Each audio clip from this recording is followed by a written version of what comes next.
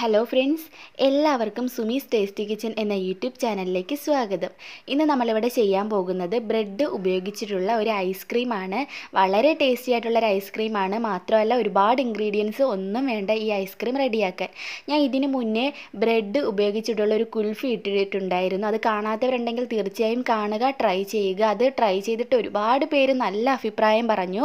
അപ്പോൾ തീർച്ചയായിട്ടും ആ ഒരു വീഡിയോ കാണാൻ നിങ്ങൾ സുമീസ് ടേസ്റ്റി കിച്ചൻ കുൽഫി എന്ന് സെർച്ച് ചെയ്താൽ നിങ്ങൾക്ക് ആ റെസിപ്പി കാണാൻ പറ്റും.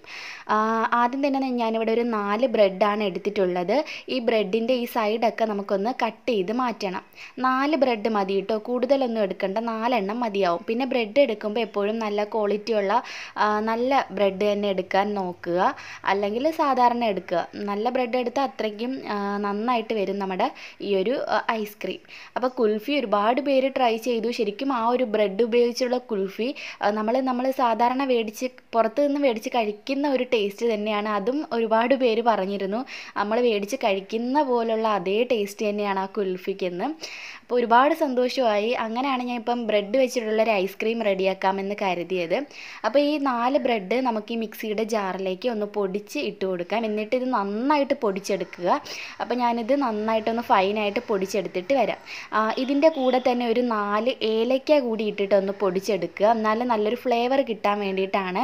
നമ്മളിതിൽ പ്രത്യേകിച്ച് വേറെ എസൻസ് ഒന്നും ചേർക്കുന്നില്ല. അതുകൊണ്ടാണ് ഞാനിപ്പോൾ ഇതിലേക്ക് ഏലക്കായ ചേർത്തത്. അപ്പോൾ ഈ ഏലക്കായ ഇതിൻ്റെ കൂടെ ഇട്ട് തന്നെ അടിച്ചെടുക്കുകയാണെങ്കിൽ നല്ലൊരു മണം കൂടി കിട്ടും. അപ്പോൾ ഞാൻ ബ്രെഡും നമ്മുടെ ഏലക്കയും കൂടെ നന്നായിട്ട് പൊടിച്ചെടുത്തിട്ടുണ്ട്.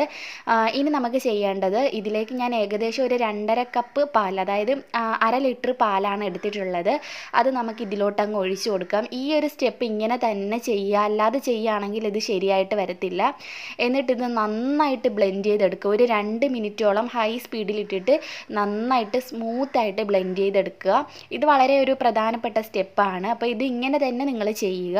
അപ്പോൾ അതേ നമ്മുടെ ബ്രെഡ്, പാല്, ഏലക്കായ ഇത് 3 കൂടി നന്നായിട്ട് സ്മൂത്തായിട്ട് ഞാൻ അരച്ചെടുത്തിട്ടുണ്ട്.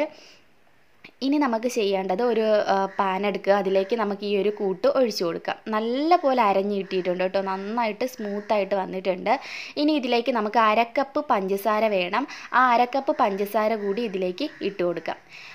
ഇനി ചെയ്യേണ്ടത്, നമുക്കിത് അടുപ്പിലോട്ട് വെച്ചിട്ട് ഒന്ന് കുറുക്കി എടുക്കണം. അപ്പം ഞാൻ ഇത് നേരെ അടുപ്പിലോട്ട് വെക്കാൻ പോവുകയാണ്. ഇത് തിളപ്പിച്ചെടുക്കുന്ന സമയത്ത് ഫുൾ ഫ്ലെയിമിൽ തന്നെ ഇട്ടോളൂ. ഇത് നന്നായിട്ട് ചൂടായിട്ട് വരത്തില്ലേ, ഒന്ന് തിളയ്ക്കാറാവുമ്പോൾ നിങ്ങൾ ഒരു മീഡിയം ഫ്ലെയിമിലോട്ട് വെക്കുക. അല്ലെങ്കിൽ ഇതെല്ലാം കൂടെ അടുക്കി പിടിക്കാതിരിക്കാൻ വേണ്ടിയിട്ടാണ് പറയുന്നത്. തുടക്കം നമുക്ക് ഫുൾ ഫ്ലെയിമിൽ തന്നെ വെച്ചിട്ട് ഇതുപോലെ ഇളക്കി കൊടുത്തുകൊണ്ടേ ഇരിക്കണം കേട്ടോ, അത് മറക്കരുത്. ഇതുപോലെ കണ്ടിന്യൂസ് ആയിട്ട് ഇളക്കി കൊടുത്തുകൊണ്ടേ ഇരിക്കുക, തിളയ്ക്കുന്ന വരെ ഇളക്കി കൊടുത്തുകൊണ്ടിരിക്കുക. ഒന്ന് തിളച്ചാൽ മതി. തിളയ്ക്കുമ്പോൾ തന്നെ ഇത് നന്നായിട്ട് കുറുകി വരും. അപ്പോഴും നമുക്ക് തീ അങ്ങ് ഓഫ് ചെയ്യാം. അപ്പം ഇത് തിളച്ച് വരുന്നുണ്ട്, നന്നായിട്ട് കുറുകി, തിളയ്ക്കുമ്പോഴേ ഒന്ന് നന്നായിട്ട് കുറുകും കണ്ടോ. ഈ ഒരു സമയത്ത് നമുക്ക് തീ അങ്ങ് ഓഫ് ചെയ്യാം. തീ ഓഫ് ചെയ്തതിന് ശേഷം നമുക്കിതൊന്ന് തണുപ്പിച്ചെടുക്കണം. ഒന്ന് ചൂടാറുന്നവരെ ഒന്ന് വെയിറ്റ് ചെയ്യണം. ഞാൻ ചെയ്യാറ് ഫാനിൻ്റെ താഴെ കൊണ്ട് വെച്ചിട്ട് ഇത് കണ്ടിന്യൂസ് ആയിട്ട് ഇളക്കി കൊടുത്തുകൊണ്ടിരിക്കും. അപ്പോൾ അങ്ങ് നന്നായിട്ട് ചൂടാറി കിട്ടും, കട്ടയും പിടിക്കില്ല. അപ്പോൾ ഇത് കംപ്ലീറ്റ് ചൂടാറിയതാണ്. എന്നിട്ടാണ് ഞാൻ നിങ്ങളെ ഇപ്പോൾ കാണിക്കുന്നത്. ചൂടാറിയപ്പോൾ ഒന്നുകൂടി തിക്കായിട്ട് കിട്ടിയിട്ടുണ്ട് കണ്ടോ. ഇനി നമുക്ക് ചെയ്യേണ്ടത്, ഇത് സെറ്റ് ചെയ്യാൻ വേണ്ടിയിട്ട് വെക്കാം. ഇങ്ങനെ തന്നെ നമുക്ക് സെറ്റ് ചെയ്യാൻ വെക്കാം കേട്ടോ. ഇത് നേരെ ഒരു കണ്ടെയ്നറിലോട്ട് ഒഴിച്ചിട്ട് സെറ്റ് ചെയ്യാൻ വെക്കാം. നല്ല ടേസ്റ്റിയാണ്. ഞാൻ ഒരുപാട് വാനില ഐസ്ക്രീമിൻ്റെയൊക്കെ റെസിപ്പിയാണ് കാണിച്ചിട്ടുള്ളത്.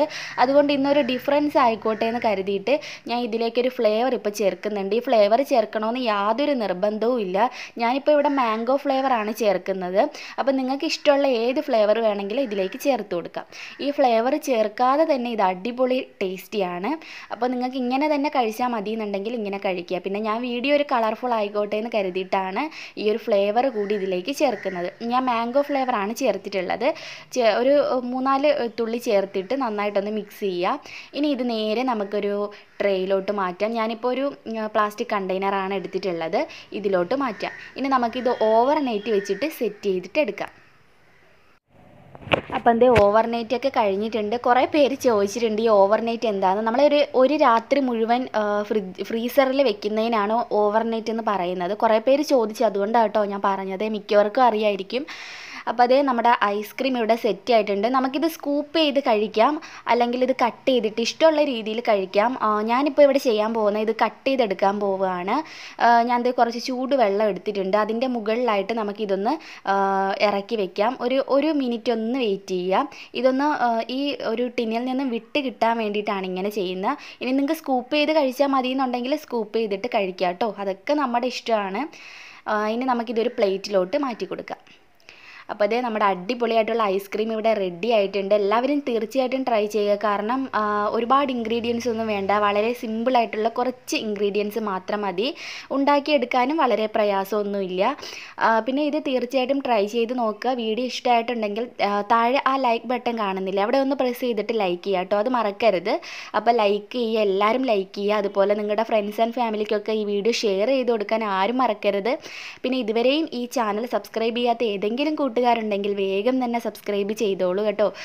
താഴെ കാണുന്ന ആ റെഡ് സബ്സ്ക്രൈബ് ബട്ടണിൽ ഒന്ന് പ്രസ് ചെയ്ത് സബ്സ്ക്രൈബ് ചെയ്യുക. നിങ്ങൾ സബ്സ്ക്രൈബ് ചെയ്യുമ്പോൾ കൂടെ ഒരു കുഞ്ഞു ബെല്ലൈക്കൺ വരും, അത് മറക്കാതെ ഒന്ന് ക്ലിക്ക് ചെയ്ത് വെക്കുകയാണെങ്കിൽ ഞാൻ പുതിയതായിട്ട് വീഡിയോസൊക്കെ ഇടുന്ന സമയത്ത് നിങ്ങൾക്കതൊരു നോട്ടിഫിക്കേഷനായിട്ട് കിട്ടുന്നതായിരിക്കും.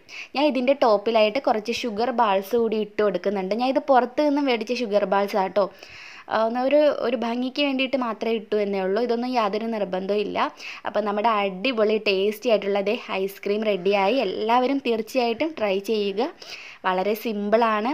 അപ്പോൾ നമുക്ക് പുതിയൊരു റെസിപ്പി വീഡിയോ ആയിട്ട് വീണ്ടും കണ്ടുമുട്ടാം. അതുവരേക്കും ബൈ ബൈ, ടേക്ക് കെയർ.